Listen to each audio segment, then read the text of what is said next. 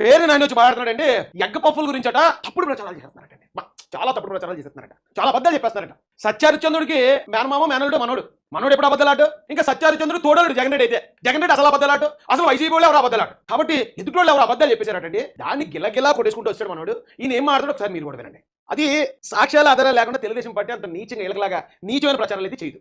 అయితే దీని మీద మనోడు పతివ్రత పర్వణం అంటే తెల్లారి కానీ చల్లారలేదు అన్నట్టు మా పతివ్రత వచ్చాడు పత్తి కబుర్లు చెప్పడానికి. ఇప్పుడు పేరు నానే నేను డైరెక్ట్గా అడుగుతున్నారు అన్నమాట. ఇప్పుడు సాక్షి పేపర్ ఉందిరా, ఓ దైత్య కూడా పేపర్. ఆ పేపర్ ఓనర్ జగన్మోహన్ రెడ్డి, భారతిరెడ్డి గారు. ఆ సాక్షి పేపర్ లో డైరెక్ట్ గా న్యూస్ వచ్చిందిరా, వివేకానంద రెడ్డిని చంపేసింది నారా చంద్రబాబు నాయుడు అని. మరి దాన్ని ప్రూవ్ చేయగలవా నువ్వు? ఒకవేళ ప్రూవ్ చేయగలిగితే నువ్వు ఏం చెప్తాను నేను చేస్తాను. నువ్వు ప్రూవ్ చేయలేకపోతే చెప్పించుకోండి. నిన్ను అసలు మీలాంటి పకోడిగాలు పట్టించుకుంటున్నా అవసరమైన తెలుగుదేశం పార్టీకి. ఇప్పుడు మీరు 11తో 2 నామాలతో మూల కూర్చొని ఉన్నారు. మీరు మీలాంటి 11 కలిసి మాకు పనిరా లేని ఆలోపలు మీ మీద మేము ఎందుకు చేయాలి? ఉన్నాయే ఇప్పుడు సరిగ్గా చేయాలి.